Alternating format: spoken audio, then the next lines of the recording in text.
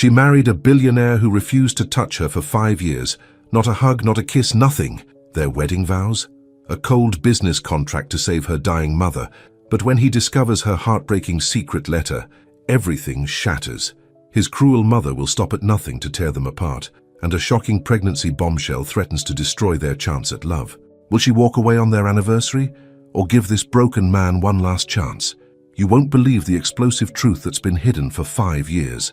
Before we get into the story, comment below where in the world you are watching from today. The morning sun streamed through the tall windows of the Vale mansion, casting long shadows across the marble floors. Amara Ellison sat alone at the massive dining table, sipping her tea in silence. At 28, she was striking, her dark skin glowing against the crisp white blouse she wore, her natural hair styled in neat twists. But her brown eyes, though beautiful, carried a sadness that never seemed to fade. 5 years. It had been 5 years since she'd walked into this cold, beautiful prison and signed her life away. The sound of footsteps made her straighten her posture. Christopher Vale entered the dining room, his tall frame impeccably dressed in a tailored suit. At 30, he was handsome in that classic privileged way. Strong jaw, perfect haircut, eyes the color of a winter sky. He nodded at her, the same acknowledgement he gave her every morning. Not a smile, not a good morning, just a nod. "Your coffee, Mr. Vale," said Martha, the housekeeper, placing the steaming cup in front of him. "Thank you," he replied, his voice deep but emotionless. Amara watched him from behind her teacup. Her husband, a man who had never touched her, never held her hand, never kissed her, a man who shared his last name with her but nothing else. "The Thompson meeting is at 10, she said, breaking the silence. As his wife, even if in name only, she kept track of his schedule. It was part of their arrangement. Christopher glanced at her, then back at his newspaper. "I know," 2 words. That was often all she got from him. "I'll be visiting my mother at the hospital today," Amara continued. "Dr. Patterson says the new treatment is showing promise." This time Christopher looked at her a moment longer. "Good," he said, before returning to his paper. Amara finished her tea, placed the cup down with a soft clink, and stood. No goodbye was necessary. They had perfected this dance of polite distance years ago. The hospital was bright and sterile, but to Amara, it was a second home. She walked confidently through the corridors, nodding at nurses who knew her by name after 5 years of regular visits. Her mother's room was at the end of the hall. Josephine Ellison had once been a vibrant, strong woman, a community organizer who fought for better schools and housing in their neighborhood. Now multiple sclerosis had confined her to a bed, stealing her mobility bit by bit. But it hadn't taken her spirit. "There's my beautiful girl," Josephine said as Amara entered the room, her voice warm despite her weakened body. Amara's face transformed. Here she smiled. Here she was loved.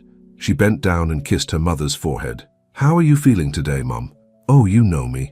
Too stubborn to let this disease win, Josephine reached for her daughter's hand. "How are things at home? How's Christopher?" Amara's smile dimmed just slightly. "The same. He's busy with work." Josephine squeezed her hand. "That boy needs to learn there's more to life than those computers and deals." "It's okay, Mom. We have an understanding." Amara busied herself with arranging the fresh flowers she'd brought. "Besides, the important thing is, you're getting the best care. And Marcus just started his 2nd year of medical school, and Zoe is doing great in college. That's what matters." Josephine studied her daughter's face. "Your happiness matters too, baby." Tamara turned away, blinking back sudden tears. "I am happy. I have you, I have my siblings, that's enough." But they both knew it wasn't true. Christopher Vale sat in his corner office 40 floors above the city. Vale Technologies was his kingdom, an empire of innovation he'd built from the foundation his father left him. On the walls hung awards and magazine covers featuring his serious face. "Tech's most eligible bachelor," one headline read, completely ignoring the wedding ring on his finger. Not that it was a real marriage anyway. A knock on the door interrupted his thoughts. His assistant, James, entered with a stack of reports. "The quarterly numbers, sir." "And Mrs. Vale called. She said she'll be home late from the hospital." Christopher nodded, taking the reports. Mrs. Vale, Amara, the woman who lived like a ghost in his house. "Also, your mother called. Again. She's quite insistent about dinner next week."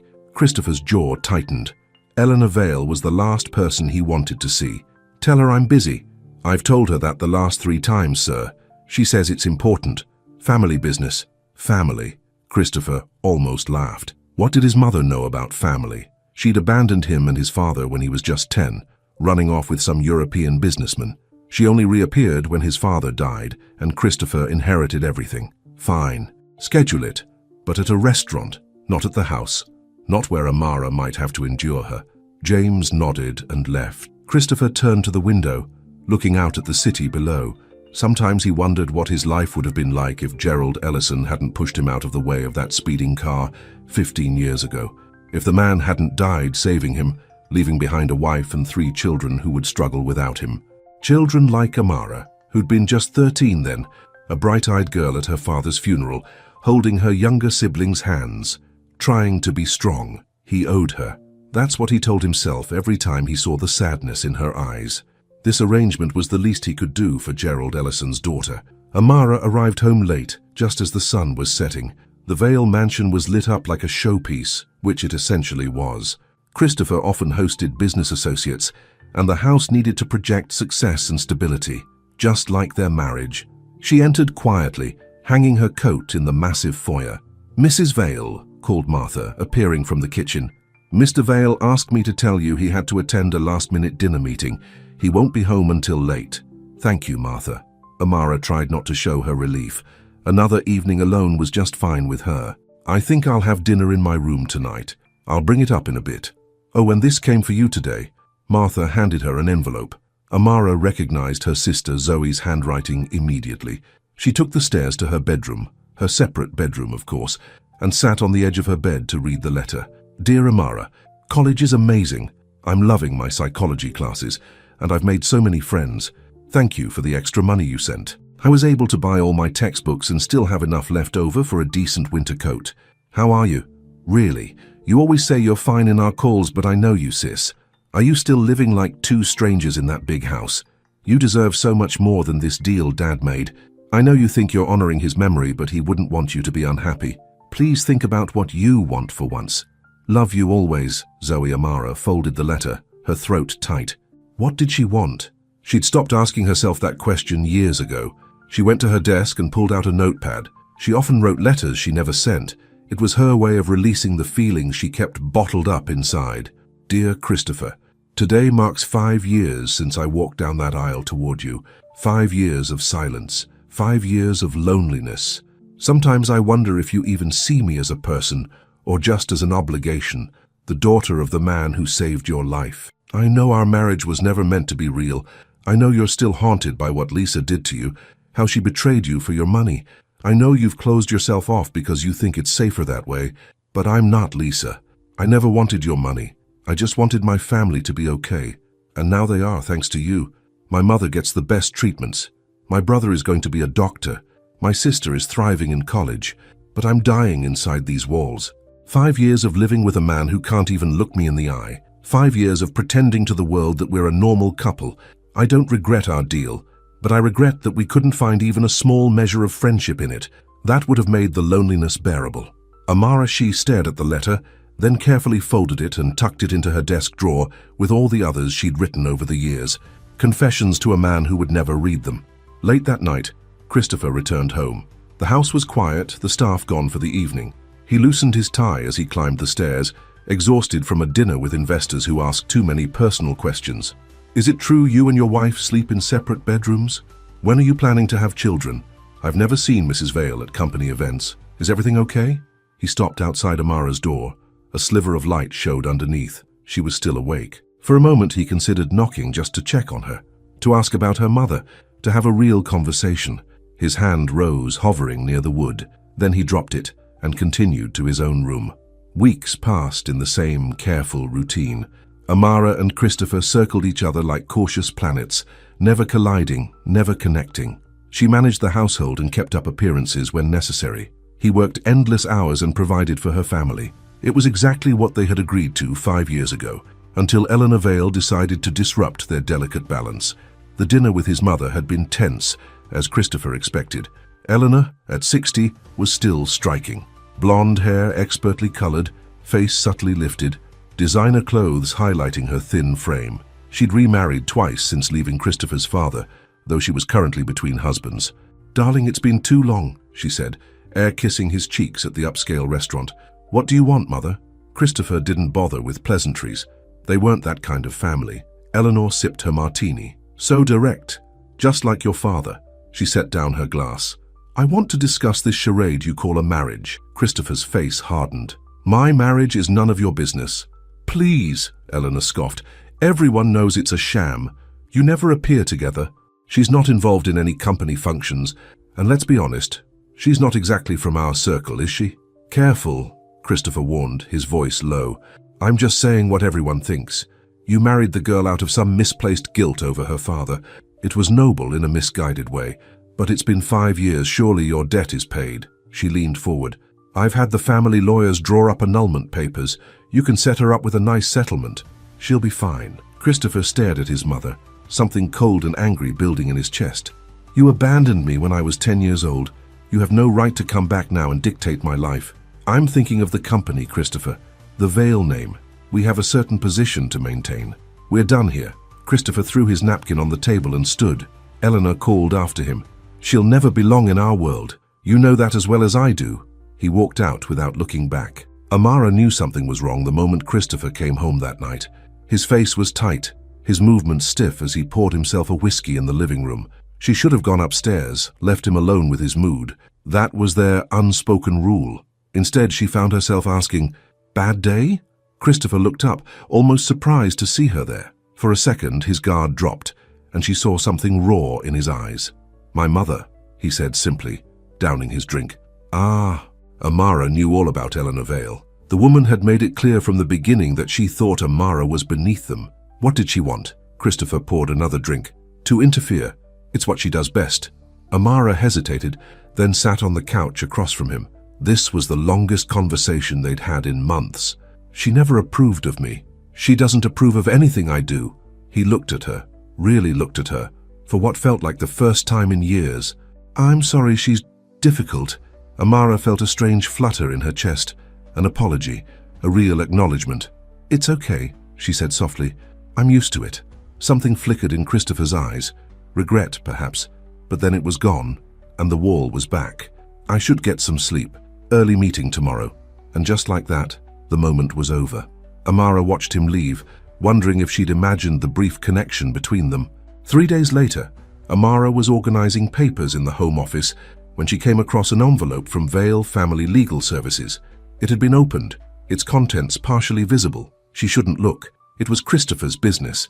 But something made her pull out the document inside, and when she read the title, "Petition for Annulment," her heart seemed to stop. He was ending their marriage. After 5 years, he was finally cutting her loose. Her hands shook as she scanned the legal language. There was a settlement offer, generous enough to keep her mother in treatment and her siblings in school. Everything she'd married him for would still be taken care of. So why did it feel like her world was collapsing? She carefully returned the papers to the envelope, placed it exactly where she'd found it, and walked out of the office on unsteady legs. That night, she couldn't sleep. She paced her room, trying to understand her own reaction. Wasn't this what she should want? Freedom from this cold, empty marriage? The chance to find real love someday? But where would she go? What would she do?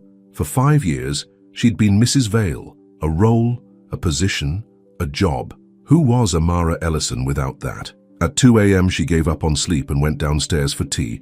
The house was dark and silent as she made her way to the kitchen, but as she passed the living room, she noticed a light. Christopher sat on the couch, still in his work clothes, staring at nothing, a glass of whiskey in his hand. Amara paused in the doorway. "Can't sleep either?" He looked up, and she was struck by how tired he seemed, not just physically, but soul deep, exhausted. "No," he admitted. She should walk away. Instead, she entered the room and sat opposite him. "I found the annulment papers today." His eyes widened slightly.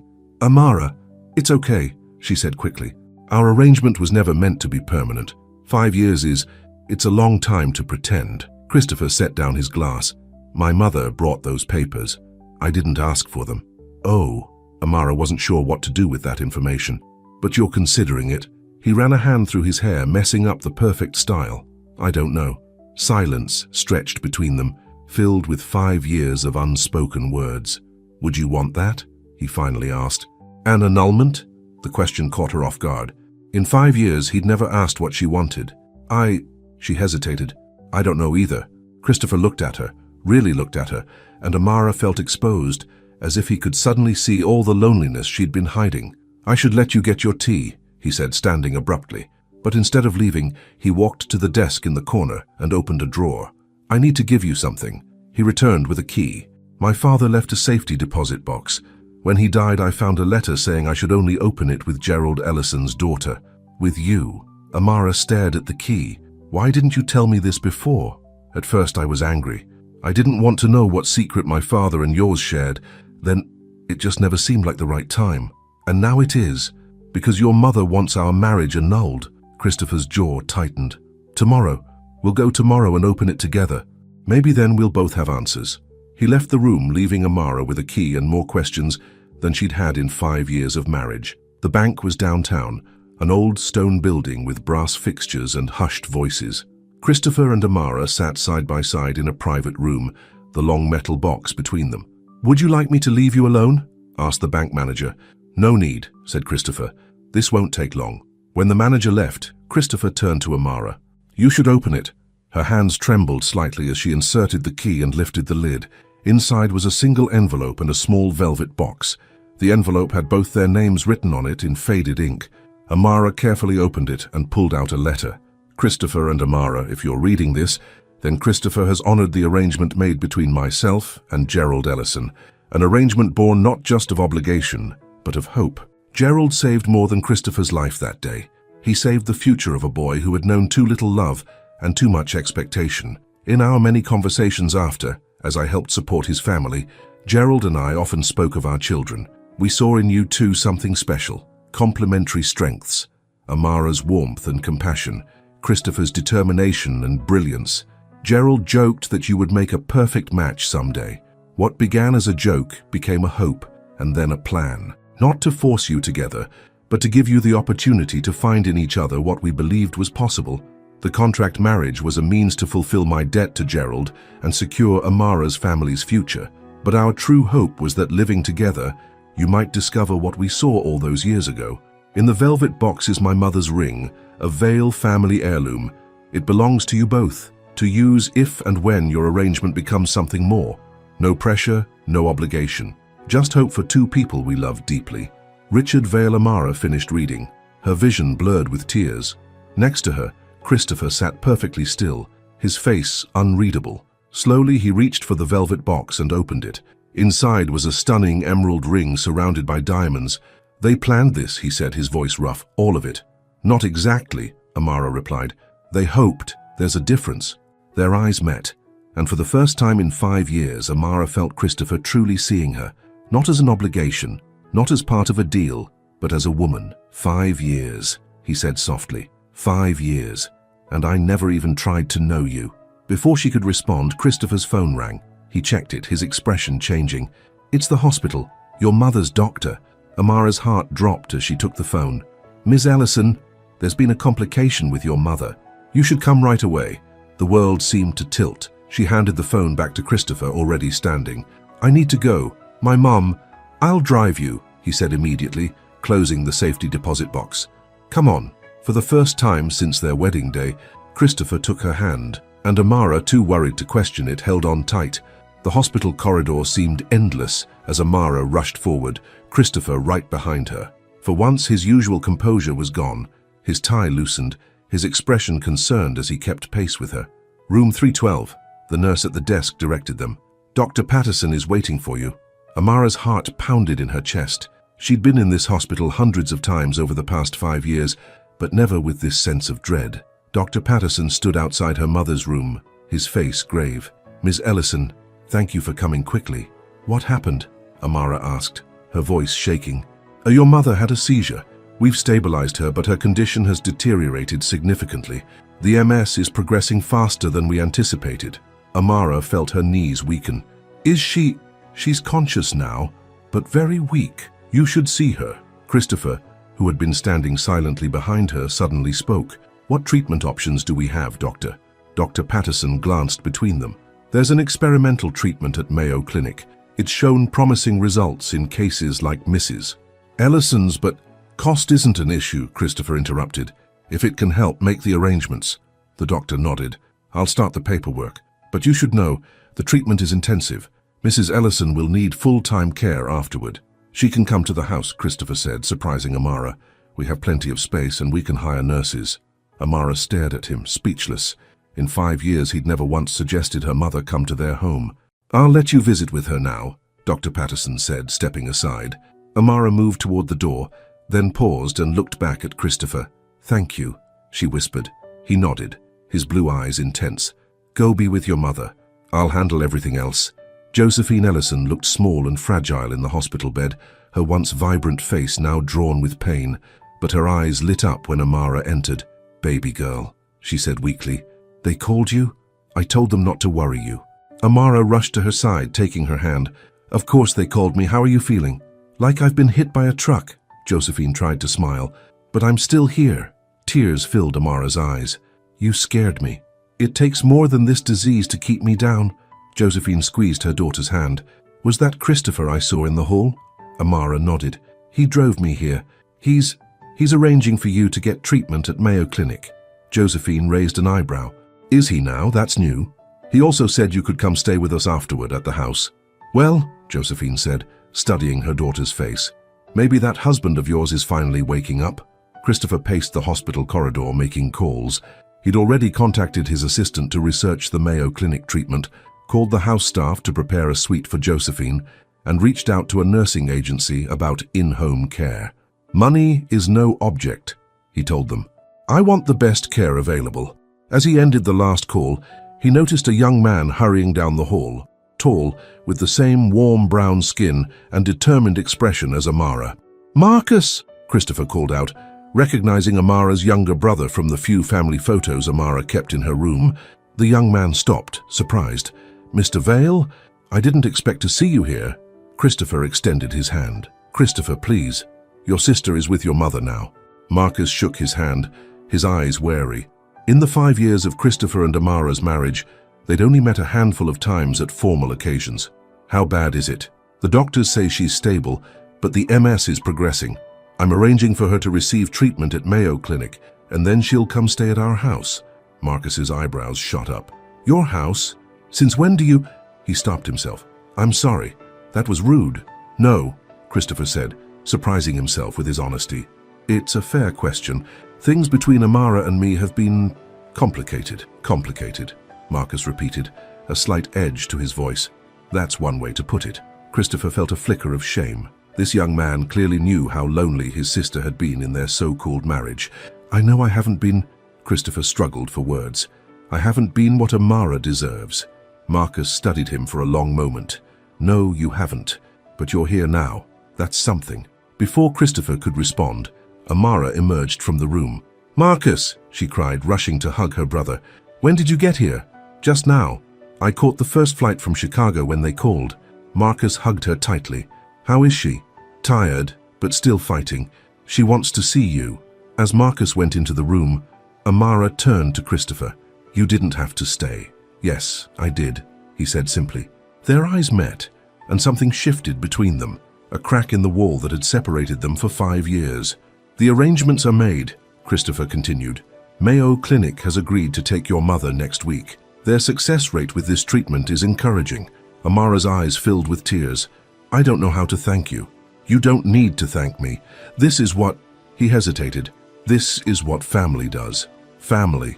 It was the first time he'd ever referred to them that way.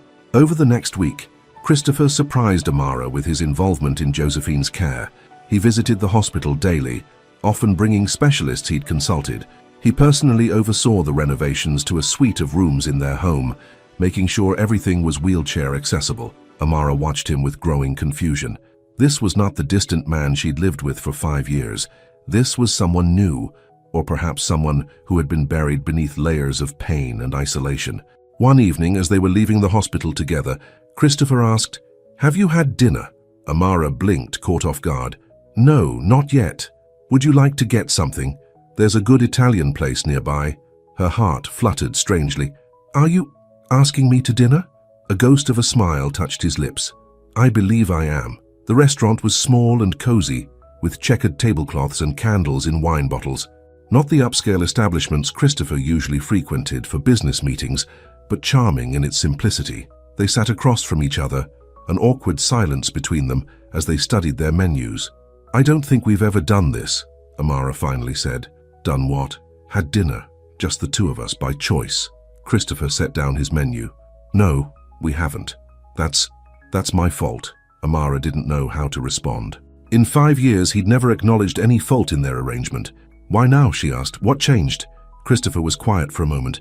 "The letter," he finally said, "from my father and yours. It made me realize how much I've wasted these 5 years.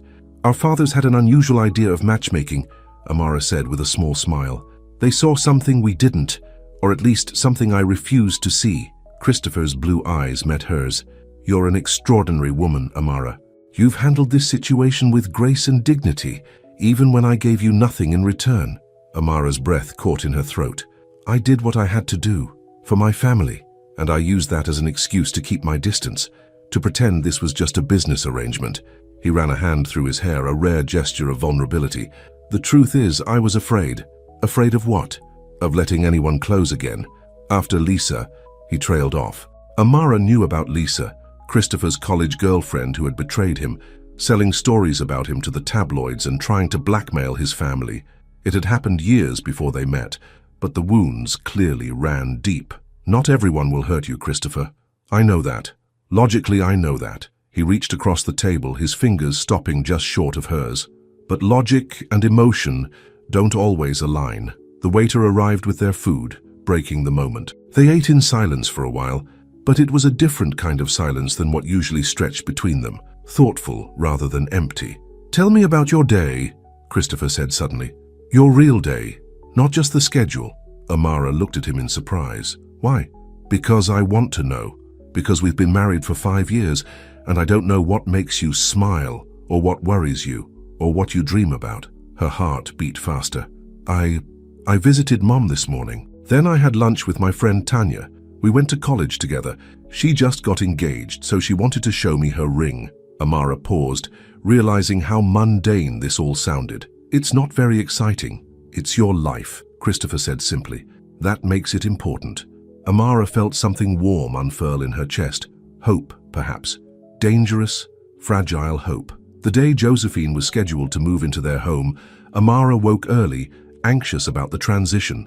To her surprise, Christopher was already up, checking last-minute details with the staff. "The nurses will arrive at noon," he told her over breakfast. "The physical therapist will come 3 times a week, and I've had an intercom system installed, so your mother can reach you from anywhere in the house." Amara stared at him, a lump forming in her throat. "You've thought of everything. I want her to be comfortable here. I want you both to feel at home." Home. The word hung between them. This mansion had never felt like home to Amara, just a beautiful, cold place where she happened to live. "Christopher," she began hesitantly, "I need to understand what's happening. Between us, these past 2 weeks, you've been different." He set down his coffee cup. "I told you. The letter, it's more than that," she interrupted. "A letter doesn't change someone overnight." Christopher was quiet for a long moment. "After my mother brought those annulment papers, I couldn't sleep. I kept thinking about what it would mean to end our marriage, to not see you every day." His voice grew softer, and I realized the thought bothered me. "A lot." Amara's heart skipped a beat. "Because of obligation?" "No," he met her eyes. "Because somewhere along the way, without even realizing it, I started to care about you." Before Amara could respond, Martha appeared in the doorway. "Excuse me, Mr. Vale. There's a young woman here to see Mrs. Vale. She says she's her sister." Amara stood quickly. "Zoe? She's supposed to be at college." A moment later, Zoe Ellison burst into the dining room, a whirlwind of energy at 21. She was a younger version of Amara, same warm brown skin and expressive eyes, but with long braids and a more impulsive nature. "Surprise!" she exclaimed, rushing to hug her sister. "I couldn't let Mom move in without being here." "You should have told me you were coming," Amara said, hugging her back. "And miss seeing your shocked face." "Never." Zoe turned to Christopher, her expression cooling slightly. "Mr. Vale." Christopher stood, extending his hand. "Zoe, it's good to see you again. Please, call me Christopher." Zoe shook his hand with obvious reluctance. Like Marcus, she had witnessed her sister's loneliness these past 5 years. "I hear you're bringing Mom here," she said, her tone making it clear she found this suspicious. Yes, Christopher replied. We've prepared rooms for her on the ground floor. You're welcome to stay as long as you like too. Zoe raised an eyebrow at Amara, as if to say, what's going on with him? Amara gave a small shrug. She didn't have an answer herself. By evening, Josephine was settled in her new suite. Surrounded by familiar possessions Christopher had arranged to have brought from her apartment, Zoe stayed by her side, catching her up on college life, while Amara handled the nursing staff. Christopher had disappeared into his home office hours ago, giving the family space. But as Amara passed by on her way to check on dinner, she heard his raised voice. I don't care what you think, Mother. My decision is final. Amara slowed her steps, not wanting to eavesdrop but concerned by his tone. It's my house and my marriage, Christopher continued. You lost any right to an opinion when you walked out on Dad and me. There was a pause and then, no, I will not reconsider the annulment. In fact, destroy the papers. I don't want to hear about it again. Amara's heart pounded in her chest. He was refusing the annulment, the easy escape from their arrangement. She hurried past the door before he could finish his call, her mind racing. What did this mean? Was he really starting to see their marriage as something more than a contract? And if he was, how did she feel about that? Later that night, after Josephine and Zoe had gone to bed, Amara found herself alone in the garden. The night was cool, the sky clear and full of stars. She wrapped her cardigan tighter around her shoulders, trying to sort through her conflicting emotions. Can't sleep. She turned to find Christopher approaching, his suit jacket discarded, his shirt sleeves rolled up. It was the most casual she'd seen him in years. Too much on my mind, she admitted. He stood beside her, both of them gazing up at the stars. Your mother seems to be settling in well. She is. Thank you again for all of this. You don't need to keep thanking me, Amara. They fell silent, but it was a comfortable silence, the first they'd ever shared.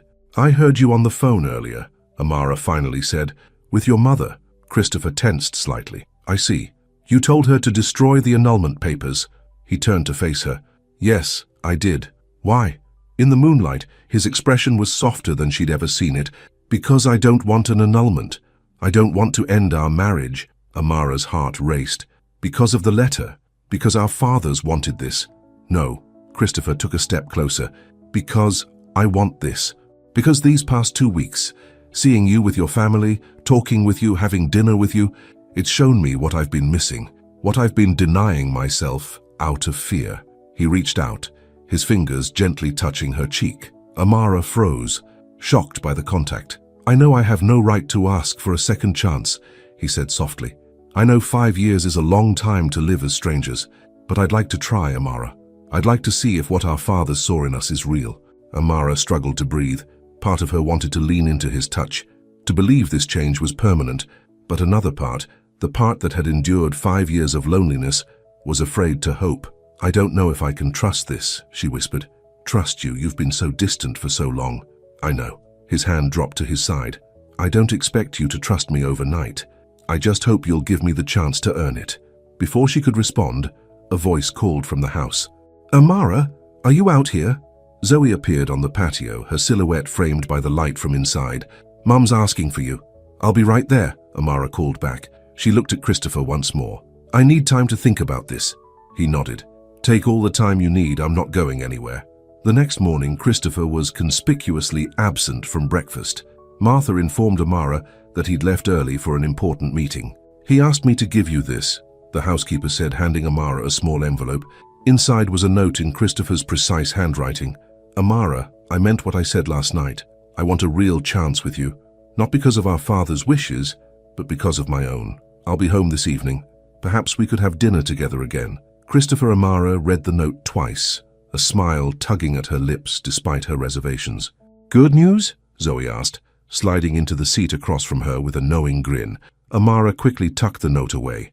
Just Christopher letting me know his schedule. Right, Zoe drawled. That's why you're blushing. I am not blushing. You absolutely are. Zoe leaned forward. So what's going on with you two? And don't say nothing, because something has definitely changed. He actually looks at you now, and speaks in full sentences. Amara sighed. I don't know what's going on, to be honest. Ever since Mom got sick, he's been different, attentive, almost like a real husband. And how do you feel about that? Zoe asked, suddenly serious. Confused, hopeful, terrified. Amara stirred her tea absently. For 5 years, I've tried not to want more from this marriage. I've tried to be content with our arrangement, and now that he's offering more, I don't know if I can trust it. Do you have feelings for him? Zoe pressed.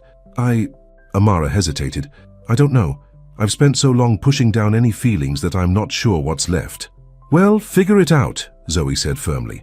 Because if he's serious about making this marriage real, you need to be sure it's what you want too. Christopher's important meeting turned out to be with Eleanor Vale. She'd demanded to see him after their heated phone conversation, and he'd agreed to meet at her penthouse apartment. You're making a mistake, Eleanor said as soon as he walked in. This girl and her family will drain you dry. Christopher's jaw tightened. That girl is my wife, and her name is Amara. I'd appreciate if you used it. Eleanor waved a dismissive hand. Wife in name only. We both know the truth about your arrangement. The truth is changing, Christopher said evenly. My feelings for Amara are changing. Eleanor's perfectly made-up face showed her shock. Feelings? Don't be ridiculous. This is about guilt, nothing more. You're wrong. Christopher moved to the window, looking out at the city below. For 5 years I've kept her at a distance because I was afraid. Afraid of being hurt again, like with Lisa. Afraid of caring too much and losing everything. As you should be. That family is only interested in your money. Why else would she agree to such an arrangement? Christopher turned, his eyes cold. To save her mother's life, to help her siblings get an education. Not everyone is as selfish as you, Mother. Eleanor flinched as if he'd slapped her. How dare you? I came here today to make something clear, Christopher interrupted. I am not getting an annulment. Amara is my wife, and her family is now my family. If you can't accept that, then our relationship, whatever is left of it, is over. He moved toward the door, but Eleanor's voice stopped him. She'll never fit into our world, Christopher. The board members, the investors, they won't accept her as the real Mrs. Vale. Christopher turned, a cold smile on his face. Then they'll have to find another company to invest in, because I won't choose between Amara and Vale Technologies. You don't mean that, Eleanor gasped. The company is your life. No, Christopher said quietly. That's what I've been telling myself for years. But I'm starting to realize there's more to life than boardrooms and profit margins. He left without another word, feeling lighter than he had in years. When Christopher returned home that evening, he found Amara in the garden again, sitting on a bench with a book in her lap. She looked up as he approached, the setting sun casting a golden glow on her face. You're back, she said, marking her place in the book. I am. He sat beside her, leaving a respectful distance between them. How is your mother today? Good. The new medication seems to be helping with the pain. Amara studied his face. You look different. Do I? Lighter somehow, like you've put down a heavy weight. Christopher smiled. Perhaps I have. He took a deep breath. I saw my mother today. Amara tensed. Oh? I told her our marriage is real, that I won't consider an annulment, that if she can't accept you and your family, then she's no longer welcome in my life. Amara's eyes widened. Christopher, you didn't have to. Yes, I did. He moved closer, cautiously taking her hand. For too long I've let fear dictate my life. Fear of betrayal, fear of loss, fear of feeling too much. It kept me from seeing what was right in front of me. A woman of incredible strength and compassion. Amara looked down at their joined hands. This is happening so fast. 2 weeks ago we barely spoke to each other. I know, and I'll understand if you need time, if you can't trust this change in me yet. His fingers tightened gently around hers. But I'm asking for a chance, Amara. A chance to be the husband you deserve. She looked up, meeting his gaze. And what if it doesn't work? What if we try and find out we're too different, that our fathers were wrong about us? Then at least we'll know we tried. But I don't think they were wrong. His voice softened. The other night you asked me why now. What changed? It wasn't just the letter, or your mother's illness. It was finding this. He reached into his pocket and pulled out a folded piece of paper. Amara recognized it immediately. One of her unsent letters, the one she'd written on their 5th anniversary. You read my letter, she whispered, embarrassment and vulnerability washing over her. I found it when I was clearing space in the office for your mother's medical equipment. It had fallen behind the desk. His eyes were pained. The words you wrote about dying inside these walls, about 5 years of loneliness, they broke something in me, Amara, made me see what I'd done to you. A tear slipped down Amara's cheek. Those were private thoughts. I know, and I'm sorry for reading it, but I'm not sorry it opened my eyes. He reached up, gently wiping away her tear. You wrote that you would have been happy with even a small measure of friendship.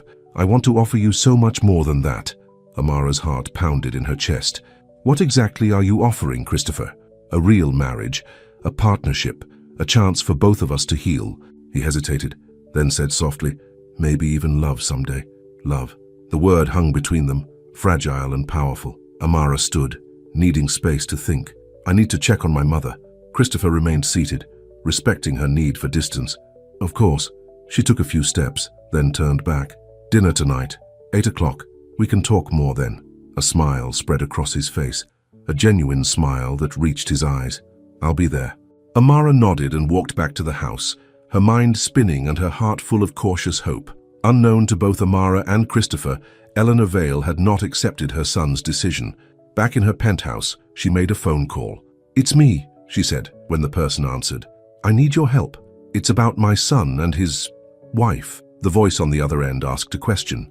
Yes, she's become a problem. Christopher is actually developing feelings for her. Eleanor's voice hardened. I need you to find something, anything we can use against her or her family.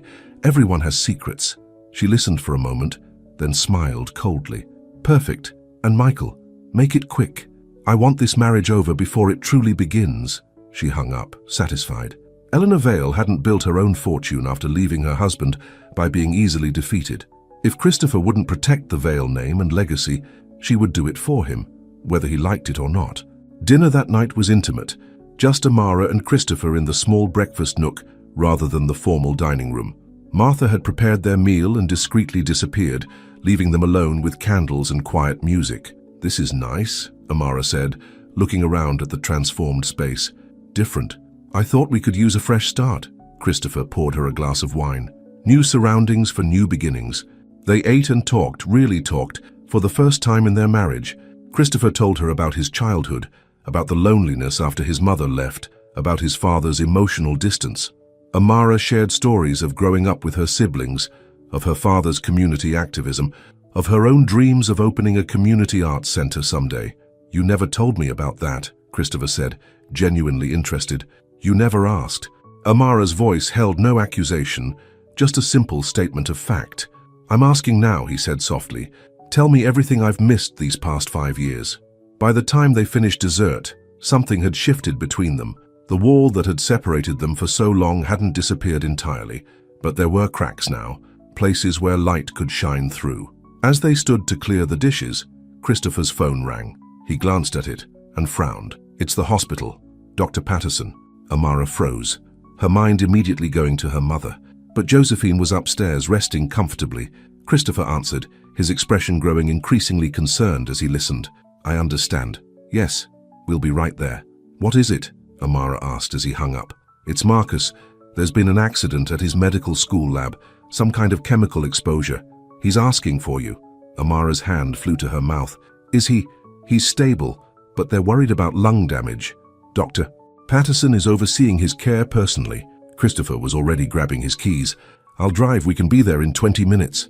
Once again, they rushed to the hospital together, but this time, Christopher's hand found hers in the car, offering comfort and support. He'll be okay, Christopher promised. I'll make sure he gets the best care possible. Amara looked at him, at this man who was suddenly so different from the cold, distant husband she'd known for 5 years. Why are you doing all this? Christopher kept his eyes on the road, but his voice was thick with emotion. Because you're my wife, Amara, and it's time I started acting like your husband. As they pulled into the hospital parking lot, Amara realized something that both thrilled and terrified her. She was starting to believe him. The hospital waiting room was eerily quiet at midnight. Amara sat with her head in her hands, exhausted after hours of worry. Across from her, Zoe had finally fallen asleep in an uncomfortable chair, her jacket balled up as a pillow. Christopher returned with 2 cups of coffee and sat beside Amara, handing her one. Any news? She shook her head. They're still running tests. Her voice was hoarse from crying. I can't believe this happened. His professor said the ventilation system malfunctioned during an experiment. Dr. Patterson has called in a pulmonary specialist, Christopher said. He should be here within the hour. Amara looked at him gratefully. You didn't have to stay, it's so late. I'm not going anywhere. His voice was firm, his blue eyes steady on hers. Besides, I've already called Martha. She's with your mother, and the night nurse is there too. Amara took a sip of the coffee, letting its warmth spread through her. I don't know what I would have done without you tonight. Christopher's hand found hers, his thumb gently stroking her knuckles. "You would have managed. You're stronger than you realize." They sat in companionable silence, hands linked, waiting for news. Amara found herself leaning slightly against Christopher's shoulder, drawing comfort from his solid presence. 5 weeks ago, this closeness would have been unimaginable. Now it felt right. Dr. Patterson appeared in the doorway, looking tired but relieved. "Ms. Ellison, your brother is stable. The exposure wasn't as severe as we initially feared." Amara stood quickly. "Can I see him?" "Yes, but only for a few minutes. He needs rest." Christopher squeezed her hand. "Go.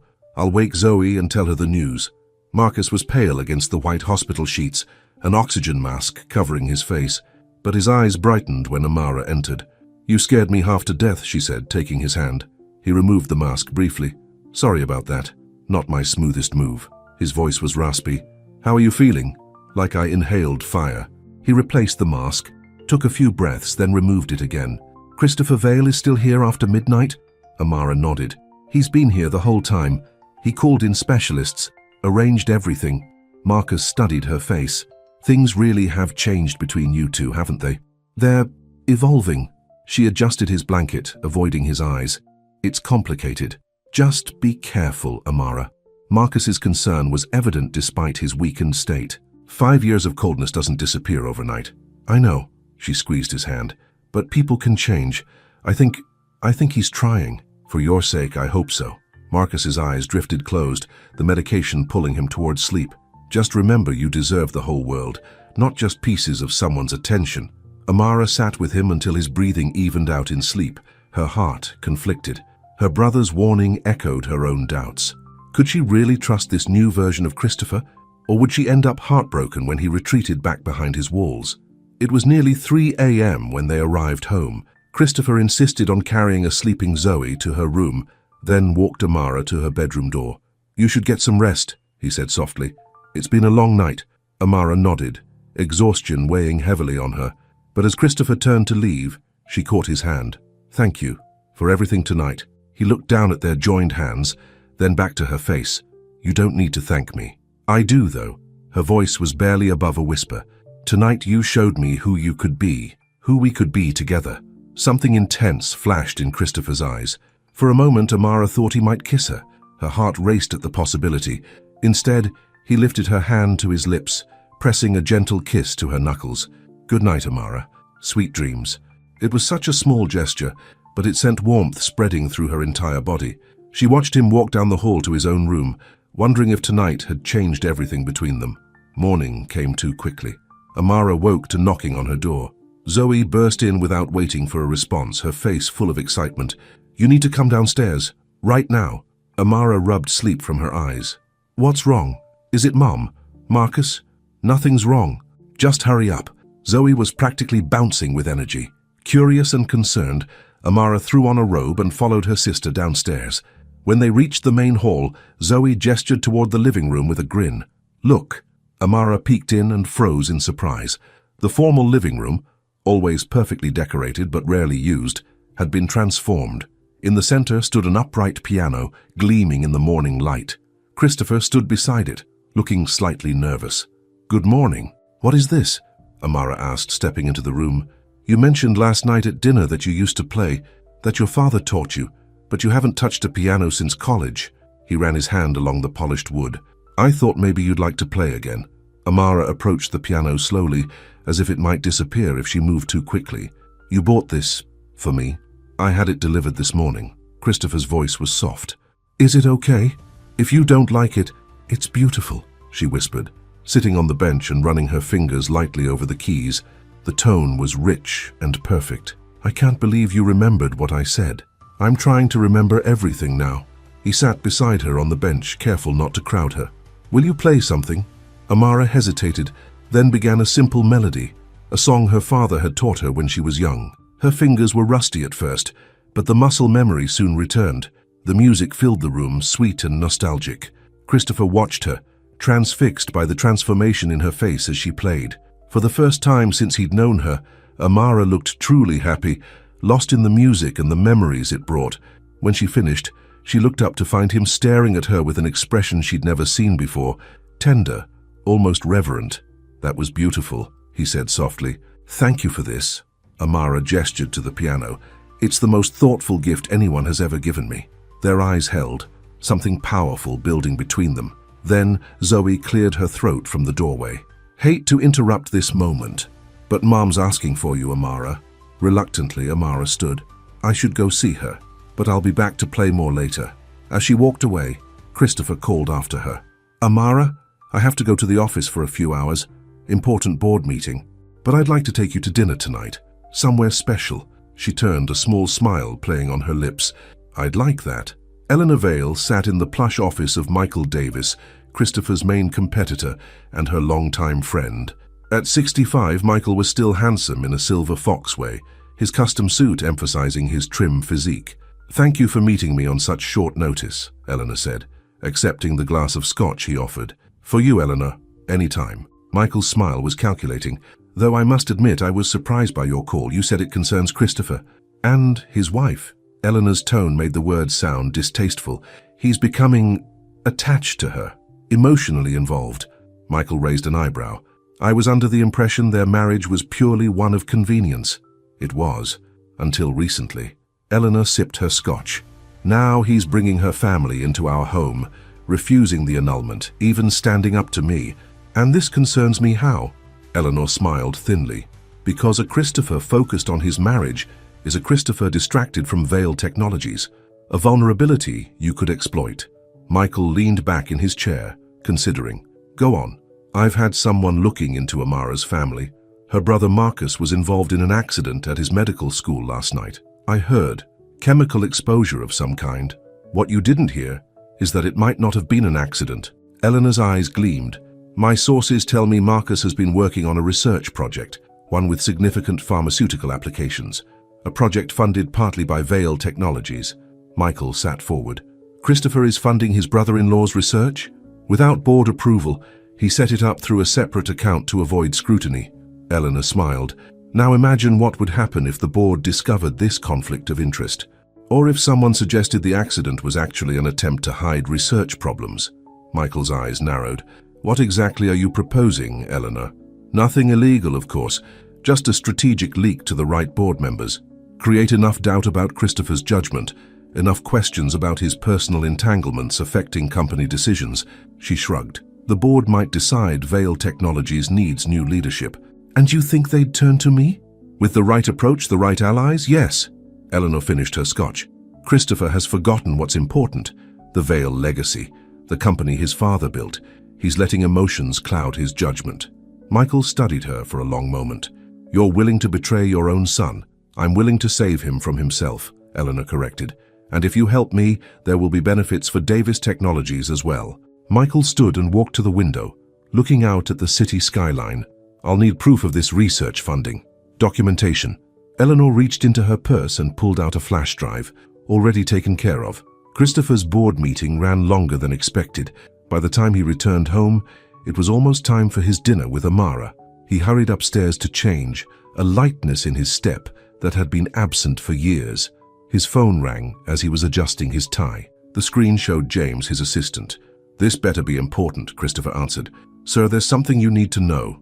James's voice was tense. There are rumors circulating among the board members about Marcus Ellison's research project. Christopher froze. What rumors? That you've been funding it off the books. That the accident last night might be related to problems with the research. That's ridiculous. The accident was due to a ventilation failure. I know that, sir. But Michael Davis has been speaking with board members, suggesting an investigation. Christopher's jaw tightened. Michael Davis. Of course. He thought for a moment. Who else knows about this? Just a few board members so far, but it's spreading quickly. Call an emergency board meeting for tomorrow morning. I'll address it directly. Christopher ended the call, his mind racing. He had indeed been funding Marcus's research, a revolutionary approach to treating multiple sclerosis, inspired by Josephine's condition. But he'd kept it quiet, not wanting Amara to know until they had results to share. Now that private decision threatened to become a public scandal, and somehow Michael Davis was involved, which meant his mother was likely behind it all. A soft knock at his door interrupted his thoughts. Amara stood there, stunning in a simple blue dress, her hair swept up elegantly. Are you ready? She asked, then frowned when she saw his expression. What's wrong? Christopher forced a smile. Nothing important, just a work issue. We can cancel dinner if you need to handle it. Absolutely not. He walked to her, taking her hands in his. Nothing is more important than tonight.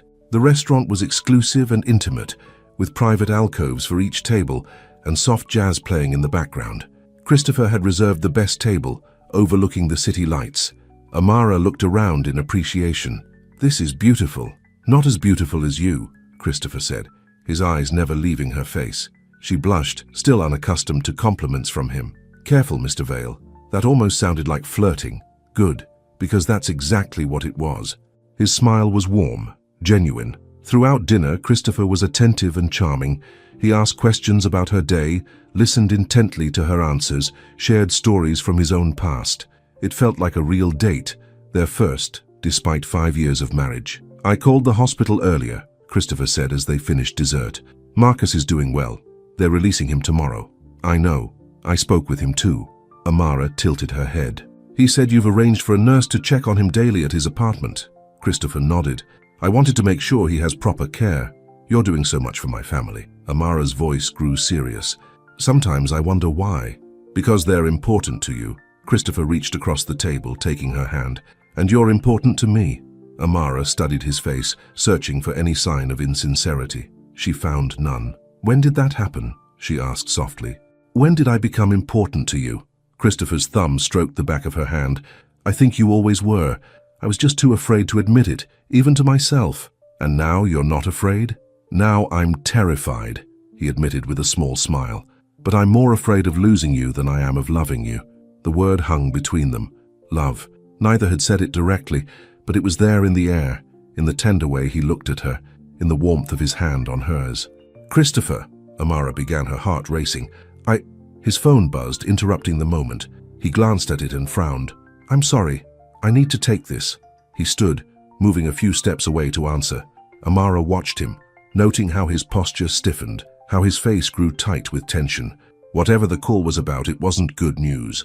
When he returned to the table, his expression was troubled. I'm sorry, but we need to cut the evening short. There's a situation at the company I need to handle. Of course, Amara said, hiding her disappointment. Is everything okay? It will be, he signaled for the check. I just need to deal with something before it gets out of hand. The ride home was quiet. Christopher lost in thought as he drove. Amara wanted to ask what was wrong, but sensed he wasn't ready to share. When they arrived at the house, Christopher walked her to the door, then surprised her by taking both her hands in his. I'm sorry about tonight. It was supposed to be perfect. It was lovely, she assured him. Work emergencies happen.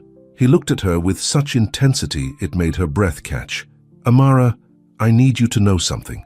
No matter what you might hear in the coming days, everything I've done has been with the best intentions. What do you mean?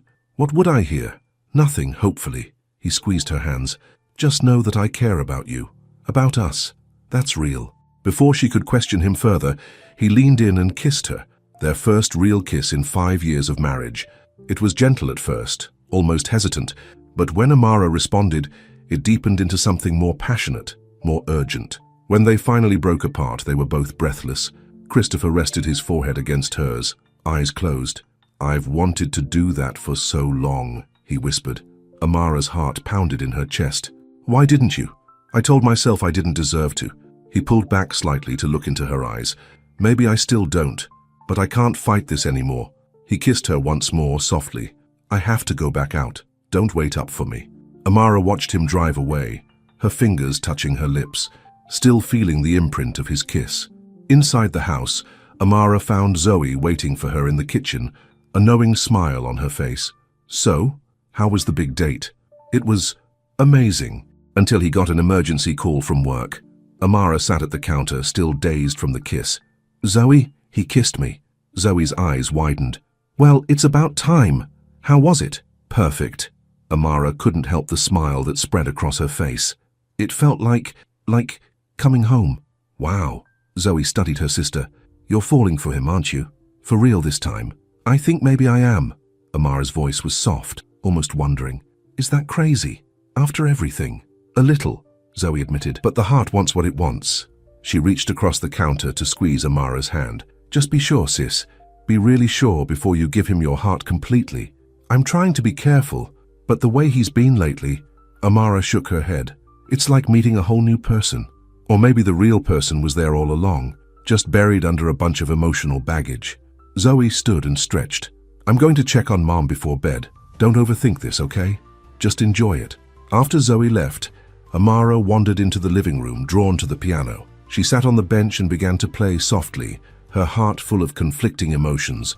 Joy at Christopher's kiss, worry about his mysterious work emergency, hope for their future together.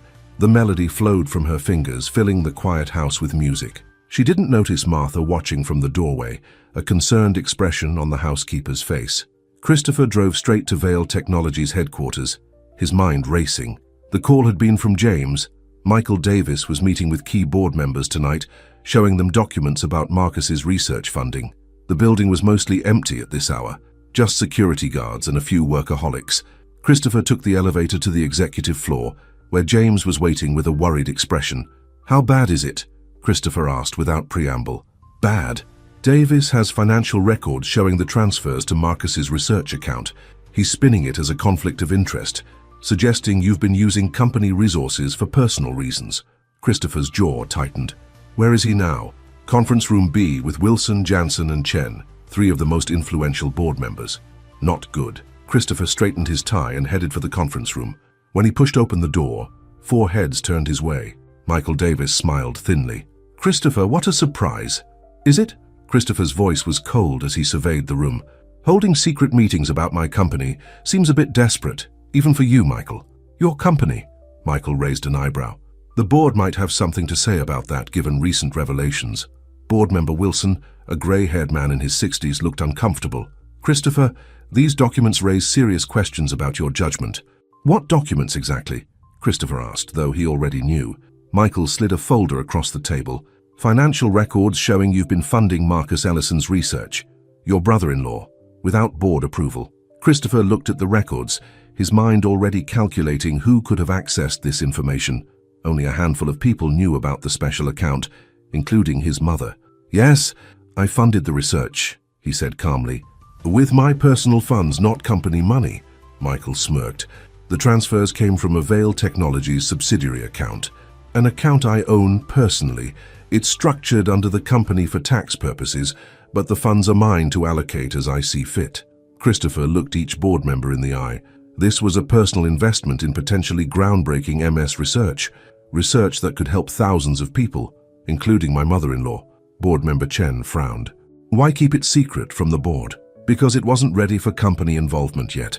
I wanted preliminary results before bringing it to you as a potential Vale Technologies investment. Christopher's voice hardened.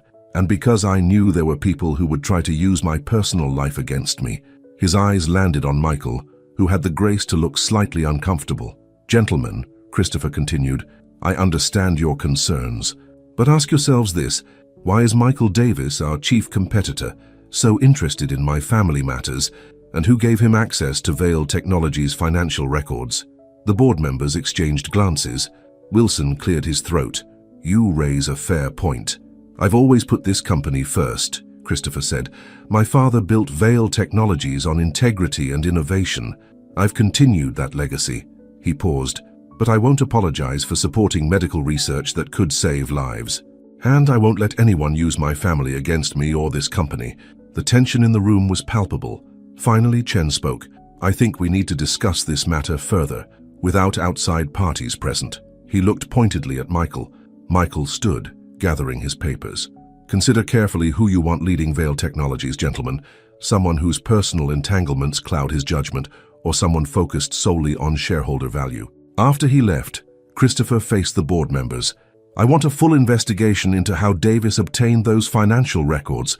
Someone betrayed this company, and I intend to find out who. The meeting continued for another hour, Christopher methodically addressing each concern, explaining his actions, reassuring the board of his commitment to Vale Technologies. By the time it ended, he'd managed to contain the damage, for now. But as he drove home in the early hours of the morning, one thought dominated his mind. His mother was behind this. She was trying to destroy his marriage by attacking Amara's family, and he couldn't let her succeed. Amara was already awake when Christopher finally returned home. She sat in the kitchen with a cup of tea, unable to sleep after their kiss and his cryptic warning. He looked exhausted when he saw her. His tie loosened, his hair mussed from running his hands through it repeatedly. "You're still up," he said, surprise evident in his voice. "Couldn't sleep." She pushed a mug toward him. "I made you some coffee. It should still be hot." The simple gesture seemed to touch him deeply. He took the mug, his fingers brushing hers. "Thank you." "Bad night?" He sighed, sitting across from her at the counter. "You could say that." Amara studied his face, noting the tension around his eyes, the tight set of his jaw. "Do you want to talk about it?" Christopher hesitated, then seemed to make a decision. "Yes, actually, there's something I need to tell you, and I'd rather you hear it from me." He took a deep breath. "I've been funding Marcus's research project, the one on MS treatments." Amara's eyes widened in surprise. "You have? Since when?" "About 8 months ago. He approached me with his proposal. It was brilliant, innovative. I saw the potential immediately, not just as a business investment, but as something that could help your mother. Why didn't you tell me?" "At first, because we barely spoke to each other," he admitted. "Then, more recently, because I wanted it to be a surprise. I was hoping for positive results before I told you." Amara processed this information. "And the accident at the lab, was it related to the research?" "No, it was a ventilation system failure, just as they said." Christopher ran a hand through his hair. "But someone is trying to suggest otherwise, to create a scandal involving Marcus's research and my funding of it." "Who would do that?" Christopher's expression darkened. "My mother and Michael Davis." He explained about the emergency board meeting, the accusations, his mother's likely involvement. "She's trying to drive us apart," he concluded, "to end our marriage by any means necessary." Amara felt a chill run through her. "Why tell me this now?" "Because I don't want any more secrets between us." He reached across the counter to take her hand. "Because I'm done hiding from what I feel for you." Their eyes met, and Amara saw the same intensity there that had preceded their kiss earlier that night. "And what do you feel?" she asked softly. Christopher stood and came around the counter, pulling her to her feet and into his arms. "I think you know." His kiss was different this time, deeper, more certain, filled with promise. Amara melted against him, her arms winding around his neck as she returned the kiss with equal passion. When they broke apart, Christopher rested his forehead against hers. "I've wasted so much time, Amara. 5 years we could have had together." "We still have time," she whispered, "if that's what you want." "It's all I want." His voice was rough with emotion. "You're all I want." He kissed her again, and Amara felt the last of her doubts begin to fade. This was real, he was real. Their feelings for each other were real. But as Christopher held her close, she couldn't help wondering what his mother would do next and how far she would go to tear them apart. The next morning, Amara woke to find a single red rose on the pillow beside her. A note was attached in Christopher's handwriting. "Every morning should begin with beauty, like waking up to you." She smiled, bringing the flower to her nose to inhale its sweet scent. Last night had ended with more kisses, but Christopher had been a gentleman, walking her to her bedroom door and saying good night, despite the desire evident in his eyes. They both knew they needed time, to be sure, to heal, to trust completely. Downstairs, she found Zoe and Josephine in the sunroom, having breakfast together. Her mother looked better than she had in months, color in her cheeks, a sparkle back in her eyes. "There she is," Josephine said with a knowing smile. "The woman who got home very late last night." Amara blushed. "Mom." "Oh, don't mom me. I may be sick, but I'm not blind. Something's changed between you and Christopher." Zoe grinned. "She kissed him, Mom, or he kissed her. Either way, there was definitely kissing involved." "Zoe," Amara protested, though she couldn't help smiling. Josephine reached for her daughter's hand. "It's about time. That man has been looking at you like a starving man at a feast for weeks now." "It's more than that," Amara said, sitting beside her mother. "He's really trying, Mom, to be a husband, to be part of this family." "I know, baby." Josephine patted her hand. "I've seen the change in him. Just be careful with your heart." "That's what I told her," Zoe chimed in. "I am being careful," Amara assured them. "But I also think this might be real." Josephine smiled. "Love often comes when we least expect it. Sometimes it takes years to bloom, but when it does," she looked at her daughters with affection, "it's worth the wait." The moment was interrupted by Martha, who entered with a troubled expression. "Mrs. Vale, there's someone here to see you." "A Ms. Lisa Warren?" Amara froze. Lisa, Christopher's ex-girlfriend, the woman who had betrayed him, sold his secrets, broken his trust. "She's very insistent," Martha added. "Says it's urgent." Amara exchanged a look with Zoe, who shrugged in confusion. "Show her in, Martha." A moment later, a stunning blonde woman entered the sunroom. She was expensively dressed, her makeup perfect, her smile practiced. "Amara Vale?" she asked, though she clearly knew the answer. "I'm Lisa Warren. I think we need to talk." Amara stood, instinctively placing herself between Lisa and her family. "What about?" "About Christopher, of course." Lisa's smile turned cold. "And about the truth of your marriage, the truth I think you deserve to know." Amara's heart pounded in her chest. "I know all I need to know about my marriage." "Do you?" Lisa tilted her head. "Do you know why Christopher really married you? Why he kept you at arm's length for 5 years?" "Lisa," Amara said evenly, "I think you should leave. Not until you hear what I have to say." Lisa pulled an envelope from her purse. "These are emails between Christopher and his mother from 5 years ago, right before he married you." She held out the envelope. "Read them, then decide if his sudden change of heart is real, or if it's just another calculated move in the game he's been playing all along." Amara stared at the envelope but didn't take it. "Why would I believe anything from you? Christopher told me what you did to him." "Did he tell you everything?" Lisa's eyes gleamed. "Did he tell you I was pregnant with his child when he ended things? Did he tell you his mother paid me to disappear?" Amara felt as if the floor had dropped out from under her. "What?" "Ask him about the baby, Amara. Ask him what really happened 5 years ago." Lisa placed the envelope on a nearby table. "And when you're ready for the whole truth, read these." With that, she turned and walked out, leaving a stunned silence in her wake. Zoe was the first to speak. "Well, that was dramatic." Josephine looked at Amara with concern. "Baby, are you okay?" Amara stared at the envelope, her mind racing. Could Lisa be telling the truth? Or was this another manipulation, perhaps orchestrated by Eleanor Vale? "I don't know," she answered honestly, "but I'm going to find out." Christopher spent the morning in emergency meetings, damage control in full swing. By noon, he'd convinced most of the board that Marcus's research funding was above board and had launched an investigation into the security breach that had allowed Michael Davis access to confidential records. He was just finishing a call when James appeared in his doorway looking uncomfortable. "Sir, there's something you should know. Lisa Warren was seen entering your house this morning." Christopher felt as if he'd been punched in the stomach. "Lisa, you're sure?" "Security cameras confirmed it. She was there for about 15 minutes. Christopher was already grabbing his coat. "Cancel my afternoon. I need to go home. Now." The drive felt endless, his mind racing with possibilities, none of them good. Lisa. Why now? After all these years? It had to be his mother's doing, another attack on his marriage, on his happiness with Amara.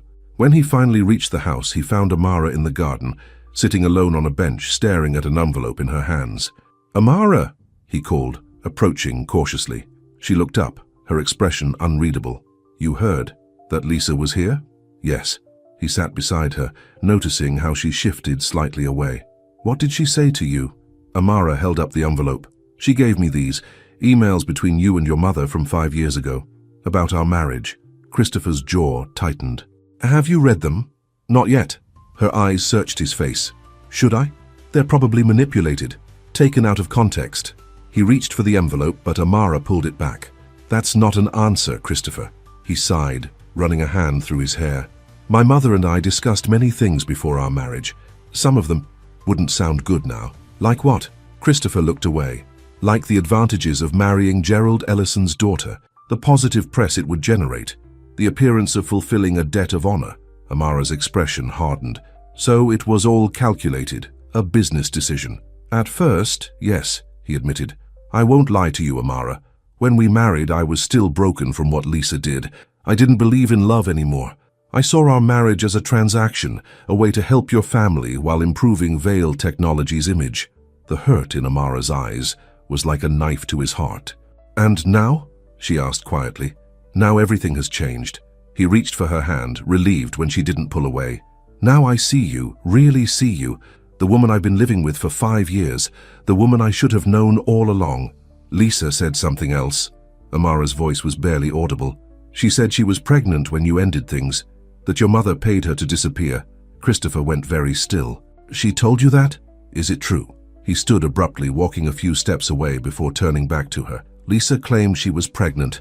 I had no reason to believe her. She'd already lied to me about so many things. But my mother, she was afraid of a scandal. She offered Lisa money to go away, to take care of the problem. And did she take care of it? I don't know, Christopher said, his voice strained. She took the money and disappeared. I never heard from her again, until today apparently. Amara stood, clutching the envelope to her chest. What else haven't you told me? What other secrets are there? Amara, please. He moved toward her, reaching for her hands. Everything that matters, everything about us, about how I feel for you, that's all true. She stepped back. I need time to think, to process all this. Don't let my mother win, Christopher pleaded. Don't let her drive us apart again. This isn't about your mother, Amara said firmly. This is about trust, about honesty. How can we build something real if it's founded on secrets? Christopher looked stricken. You're right. I should have told you everything. He took a deep breath. Ask me anything, no more secrets. Amara studied his face, seeing the sincerity there, but the hurt was still too fresh. I need space, Christopher. Time to think. She turned and walked back toward the house, leaving him standing alone in the garden, the weight of 5 years of silence finally crashing down around him. Amara spent the rest of the day with her mother, finding comfort in Josephine's steady presence. They didn't speak much about Lisa's visit or the envelope, which remained unopened on Amara's bedside table.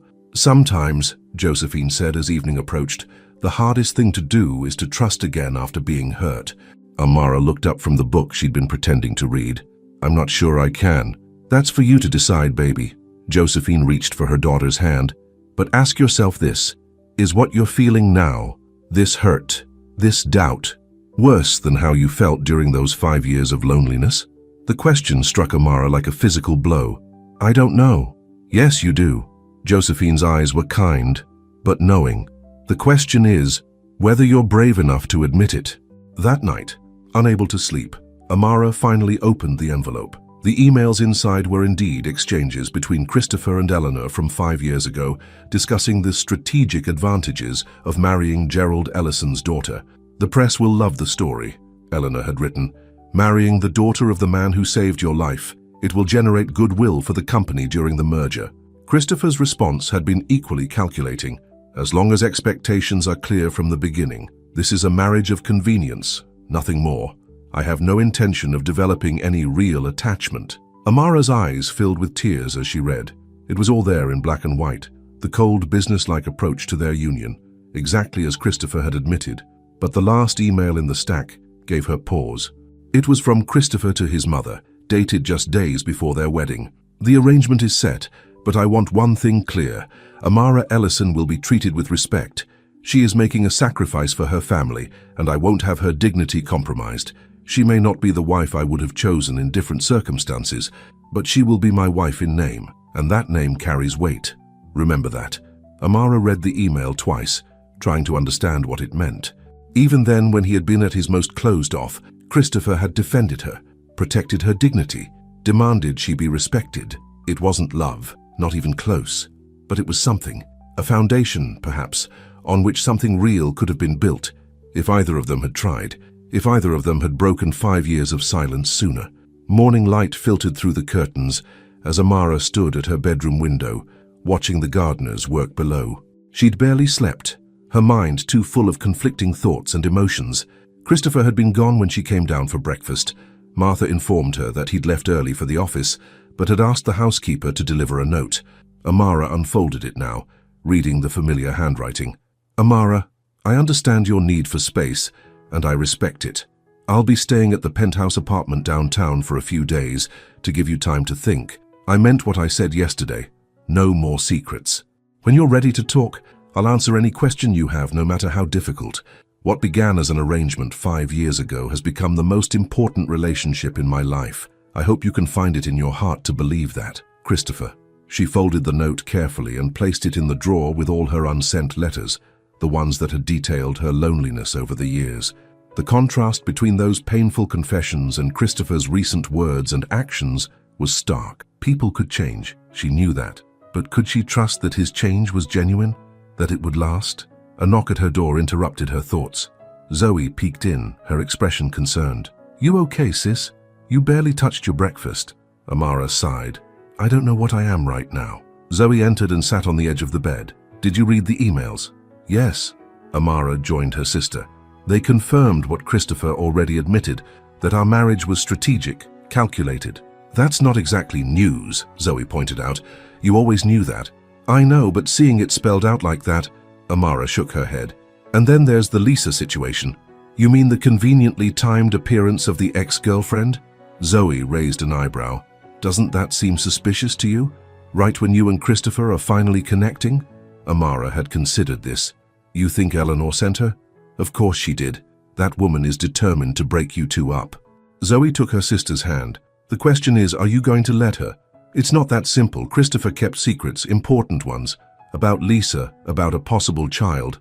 From what you told me, he didn't know if there even was a child, and this all happened before you met him. Zoe squeezed Amara's hand.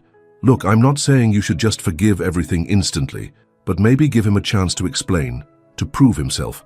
Amara was quiet for a moment. What if we're rushing into this? A few weeks ago, we barely spoke to each other. Now suddenly we're talking about real feelings, a real marriage. 5 years isn't exactly rushing, Zoe said dryly. Besides, sometimes it takes a crisis to make people realize what they really want. And what do I want? Zoe gave her a knowing look. I think you already know the answer to that. Christopher sat in his office, staring out at the city skyline without really seeing it. The emergency board meeting had gone well. He'd managed to contain the damage from his mother's scheming, at least for now, but none of that mattered if he lost Amara. 5 years. 5 years of keeping her at arm's length, of denying his growing feelings, of hiding behind the safety of their arrangement. And now that he'd finally opened his heart, everything was falling apart. A knock at his door pulled him from his thoughts. James entered, looking uncomfortable. Sir, your mother is here.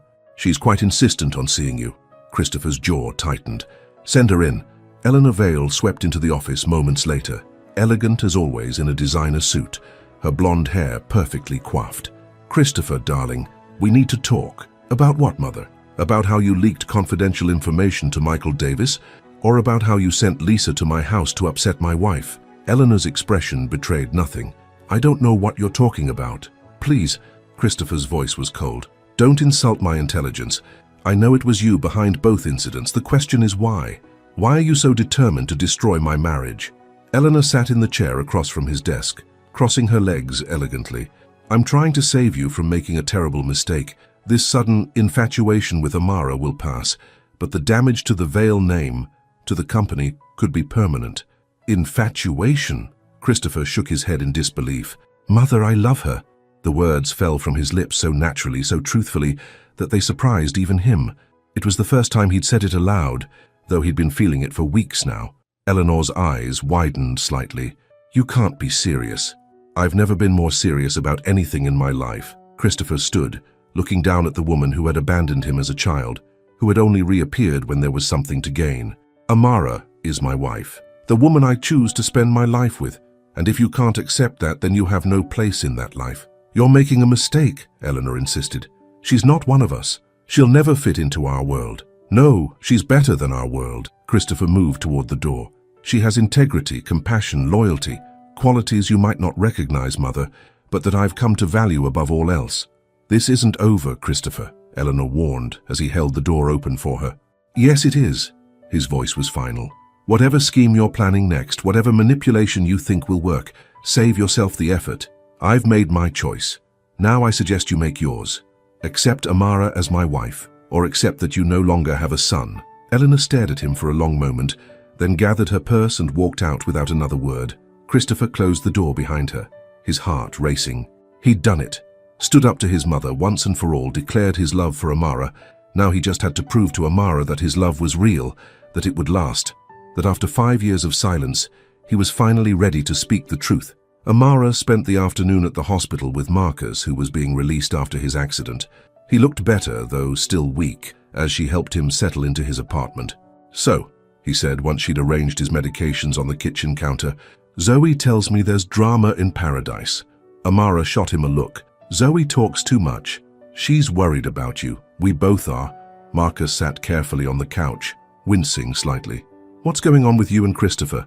Amara sighed, joining him. It's complicated. Life usually is. He studied her face. Do you love him? The directness of the question caught her off guard. I don't know. Yes, you do, Marcus said, echoing their mother's words from the night before. You're just afraid to admit it. Amara was quiet for a moment. For 5 years, I convinced myself not to care, not to want more. It was easier that way, safer. And now? Now everything's different. He's different, and I don't know if I can trust it. Marcus took her hand. Remember what Dad used to say. Trust is a choice, not a feeling. You choose to trust someone, even knowing they might hurt you. But what if I'm wrong? What if this is all temporary and he goes back to being cold and distant? Then you'll have taken a risk for something that mattered. Marcus squeezed her hand. Like you did 5 years ago when you married him to help us. Like Dad did when he pushed Christopher out of the way of that car. That was different, Amara protested. Was it? Marcus raised an eyebrow. Both were acts of courage. Both were choices made with an uncertain outcome. Amara considered his words. When did you get so wise? Must be all those pain medications, he joked, then grew serious. Look, I'm not saying forgive everything overnight, but maybe give him a chance to prove himself, to show you who he really is now. That seems to be the consensus, Amara said with a small smile. Mom and Zoe said basically the same thing. Well, the Ellisons are a smart bunch. Marcus grinned. Now I believe you promised me soup. Amara stood grateful for the change of subject, coming right up. As she moved around her brother's small kitchen, her mind kept returning to Christopher's note. What began as an arrangement 5 years ago has become the most important relationship in my life. Was it possible? Could their contract marriage have evolved into something real, something lasting? And more importantly, was she brave enough to find out? By the time Amara returned to the Vale mansion that evening, she had made a decision. She would talk to Christopher, hear him out completely. No more running, no more hiding from difficult truths. She was surprised to find him in the living room, playing softly on the piano he'd bought for her. He looked up when she entered, his fingers stilling on the keys. You're back, she said, stopping in the doorway. I know I said I'd give you space, he replied, standing, but I couldn't stay away, not when there's so much at stake. Amara moved further into the room. I was going to call you. I think we need to talk, really talk. I agree. Christopher gestured to the couch. Please. They sat, a careful distance between them. The air felt charged with all they needed to say. I saw my mother today, Christopher began. I told her that if she couldn't accept you as my wife, then she no longer had a son. Amara's eyes widened. Christopher, you didn't have to... Yes, I did. His voice was firm. She was behind everything. The leak to Michael Davis sending Lisa to upset you. She thought she could drive us apart, make me choose the company over you. He shook his head. She was wrong. About what? About my priorities. Christopher shifted closer. Amara, these past weeks have shown me what truly matters. Not Vale Technologies, not my mother's approval, not some twisted notion of the Vale legacy. What matters is you, us, the life we could build together if you're willing to give me a second chance. Amara took a deep breath. I read the emails. Christopher nodded, his expression pained. I'm not proud of how I approached our marriage back then. I was cold, calculating. But you also defended me, she said softly. Even then you insisted I be treated with respect. Because even then I admired you, he admitted. Your strength, your dignity, your willingness to sacrifice for your family. I just wasn't ready to admit how much. Amara was quiet for a moment. Tell me about Lisa. The whole truth. Christopher sighed, running a hand through his hair. Lisa and I dated in college. She was beautiful, charming, and as I later discovered, only interested in my money. When I found out she'd been selling stories about me to the tabloids, I ended things. And the pregnancy? A week later, she came to me claiming she was pregnant. Given her history of lies, I was skeptical. But my mother, he shook his head. My mother panicked, offered her money to go away, to handle it quietly. Did you ever find out if there really was a baby? No. Lisa took the money and disappeared. I tried to find her afterward, to make sure she was okay, but she'd left the country. Christopher looked directly into Amara's eyes. I should have told you all this years ago. I'm sorry. Amara nodded, processing his words. What else haven't you told me? About us, about our marriage? Christopher was quiet for a moment, as if gathering his thoughts. After we married, I told myself I was just fulfilling an obligation to your father, that keeping my distance was the right thing to do. His voice softened. But the truth is, I was afraid of caring too much, of being vulnerable again. So what changed? Why now, after 5 years? It wasn't one moment. It was 1,000 little moments. Christopher's eyes were intense. It was watching you with your mother, seeing your kindness with the staff, hearing you play the piano. It was finding your letter and realizing how deeply I'd hurt you with my silence. He reached for her hand, and this time, She didn't pull away. "Amara, I spent 5 years pretending not to see you, not to feel anything. I don't want to pretend anymore." The sincerity in his voice, in his eyes, made her heart race. "Christopher, He placed a gentle finger on her lips. "Before you say anything, there's something I need to tell you. Something I should have said days ago." Christopher took both her hands in his eyes never leaving hers. "I love you, Amara. Not because of our arrangement, not because of our father's wishes. I love you because of who you are. Strong, compassionate, forgiving. I love your loyalty to your family, your quiet dignity, your resilience." Tears filled Amara's eyes as the words she'd never expected to hear washed over her. "I know I don't deserve a second chance," Christopher continued, his voice rough with emotion. "I know 5 years is a long time to waste, but if you'll let me, I want to spend the rest of my life making it up to you." Amara took a shaky breath. "I'm afraid," she admitted. "Afraid to believe this is real. Afraid it won't last." "I'm afraid too," he said softly. "Afraid I've realized too late what was right in front of me all along. Afraid you won't be able to forgive 5 years of silence." Their eyes held, both vulnerable, both exposed in a way they'd never been before. "What do we do now?" Amara whispered. Christopher brought her hands to his lips, kissing them gently. "We start over. We build something real day by day. No more pretending, no more distance. And if it doesn't work, then at least we'll know we tried." His eyes were steady on hers. "But I believe in us, Amara. I believe we can find what our fathers hoped for us. Not because they arranged it, but because we choose it for ourselves." Amara felt something shift inside her, a wall crumbling that had protected her heart for 5 long years. "I want to believe that too." "Then believe it," Christopher urged, moving closer. "Believe in us." He leaned in slowly, giving her time to pull away if she wanted. But Amara didn't move, her heart pounding as his lips met hers in a kiss that felt like a promise, like a beginning. When they broke apart, she rested her forehead against his. "I need you to know something too." "What's that?" he whispered. "I think I'm falling in love with you," she admitted, the words both terrifying and freeing. "The real you, the man who arranged treatment for my mother, who supports my brother's research, who bought me a piano because he remembered I used to play." Christopher's smile was radiant. "Say it again." "I'm falling in love with you," Amara repeated, more confidently this time. "And it scares me to death. We'll be scared together," he promised, pulling her close. "No more silence between us, Amara. No more distance. Just truth from now on." She nodded against his chest, feeling the steady beat of his heart. "Truth," she agreed. The weeks that followed were a revelation for both Amara and Christopher. Each day brought new discoveries, new connections, as they built a real relationship from the foundation of their arrangement. Christopher moved his things into Amara's bedroom, both of them agreeing that they needed a fresh start, away from the room he'd occupied during their years of separation. They talked for hours each night, sharing stories from their childhoods, dreams for the future, fears they'd never voiced to another soul. During the day, they worked together, Christopher focusing on Veil Technologies, Amara developing plans for the community arts center she'd always dreamed of opening.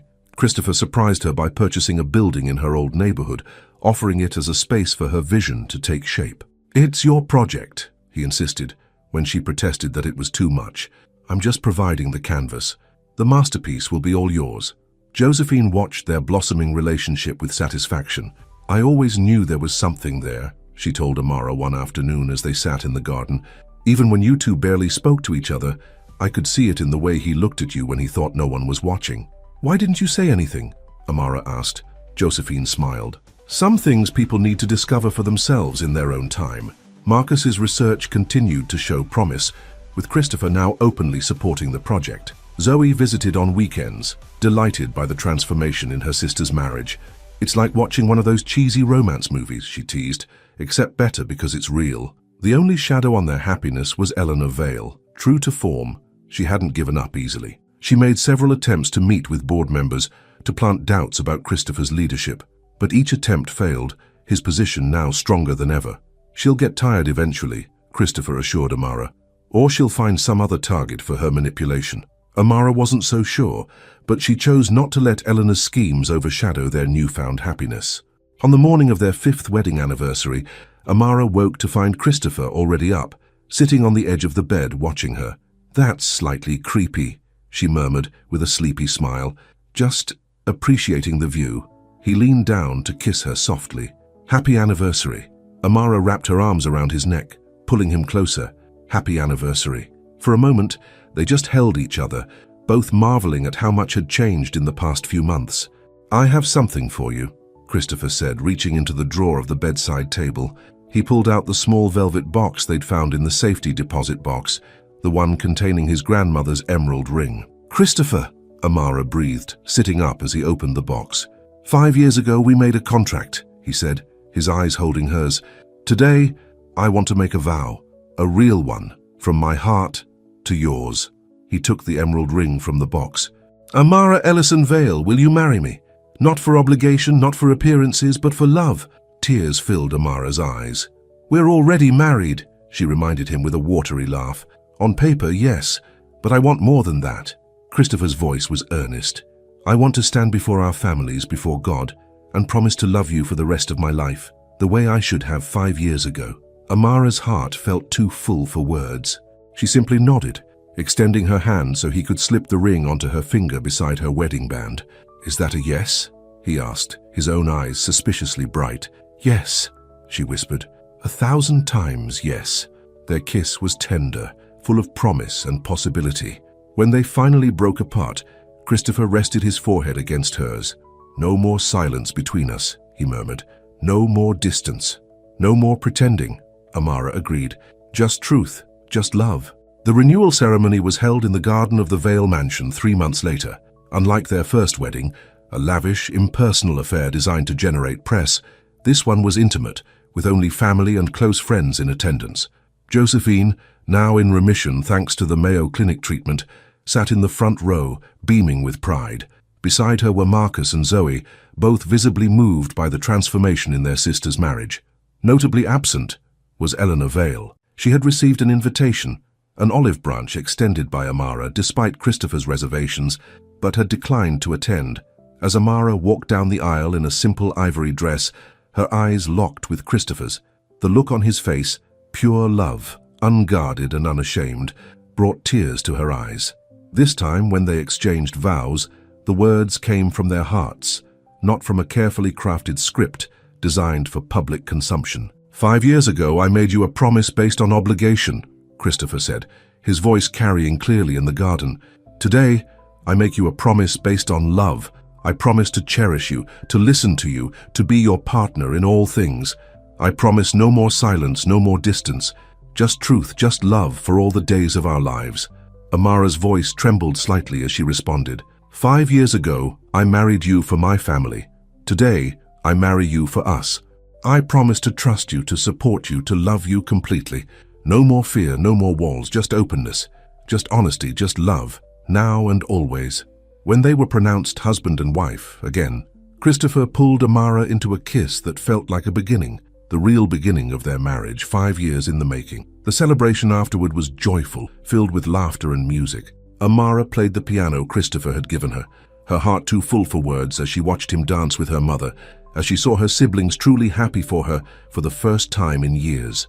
As the evening wound down, Christopher found her sitting alone on their favorite garden bench, looking up at the stars. "Penny for your thoughts, Mrs. Vale," he said, sitting beside her and taking her hand. "I was just thinking about how far we've come," Amara replied. 5 years of silence, and now this?" Christopher lifted her hand to his lips. "Do you regret any of it, the years we lost?" Amara considered the question. "No," she finally said. "Those years shaped us, taught us what truly matters. They make what we have now even more precious." "How did I get so lucky?" Christopher murmured, pulling her close. "It wasn't luck," Amara said softly. "It was choice. We chose this, chose each other, despite everything." As they sat together under the stars, Amara thought of her father, of the sacrifice he'd made to save Christopher's life, how that one moment had set in motion a chain of events that led here, to this garden, to this man, to this love. Some might call it fate, others, divine intervention. But Amara preferred to think of it as a journey, a long, sometimes painful journey through 5 years of silence to find the voice of their hearts. And now that they'd found it, neither of them would ever be silent again. The end.